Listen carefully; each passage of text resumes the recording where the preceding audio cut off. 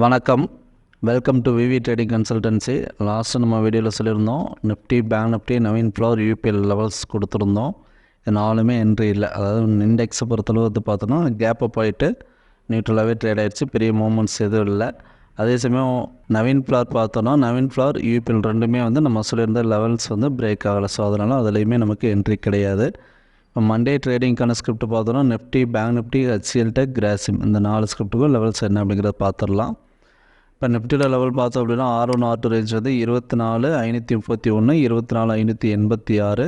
S1 S2 பார்த்தோன்னா 24,245, 24,188. Market வந்து middle தான் க்ளோசிங் நடந்திருக்கு. எகைன் R1 ரேஞ்சில் வந்து ஒரு ஸ்ட்ராங்கான ரெசிஸ்டன்ஸ் இருக்குது. அதாவது 24,550 அந்த ஜோனில் வந்து ஒரு ஸ்ட்ராங்கான ரெசிஸ்டன்ஸ் இருக்குது.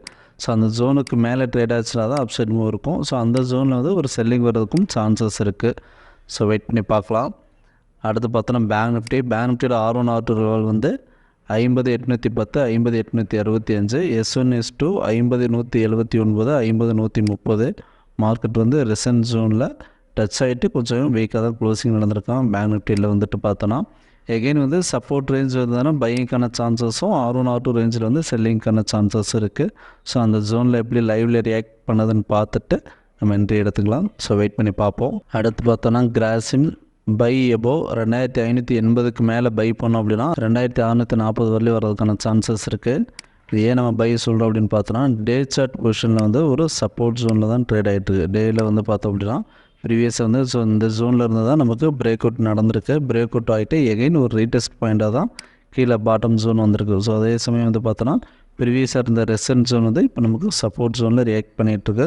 ஸோ இங்கேருந்து நல்ல மூவிங் கொடுக்குறதுக்கான சான்சஸ் இருக்குது. அதே சமயம் பையிங் வால்யூமும் நடந்திருக்கு.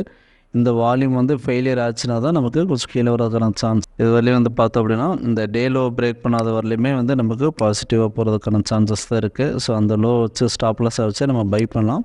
அதே சமயம் கன்ஃபர்மேஷனுக்கு வந்து பை எபோவ் 2,580க்கு மேலே பிரேக் ஆயிடுச்சுன்னா 440 வரலையும் போகிறதுக்கான சான்சஸ் இருக்குது. ஸோ வெயிட் பண்ணி பார்ப்போம். அடுத்து பார்த்தோன்னா ஹெச்சிஎல் டெக் செல் பிலோ 1,585க்கு கீழே செல் பண்ணோம் அப்படின்னா 1,561 வரலையும் வரதுக்கான சான்சஸ் இருக்குது. இது ஆல்ரெடி நாம் சொல்லியிருந்த ஸ்டாக்ஸ் தான்.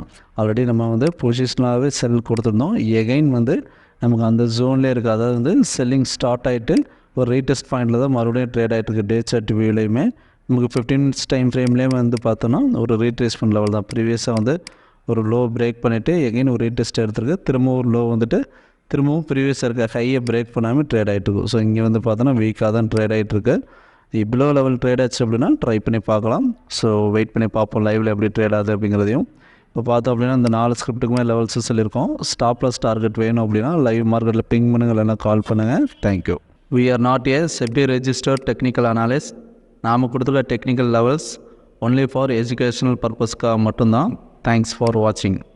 நம்மளோட சர்வீசஸ் பார்த்தோம் அப்படின்னா ஸ்டாக் மார்க்கெட்டில் எப்படி ட்ரேட் பண்ணணும் அப்படிங்கிற கோர்ஸ் எடுத்து கொடுத்துட்ருக்கோம். நீடட் இருக்கிறவங்க இந்த வீடியோ எண்டில் வர நம்பருக்கு கால் பண்ணுங்கள், இல்லைனா பிங் பண்ணுங்கள். தேங்க்யூ.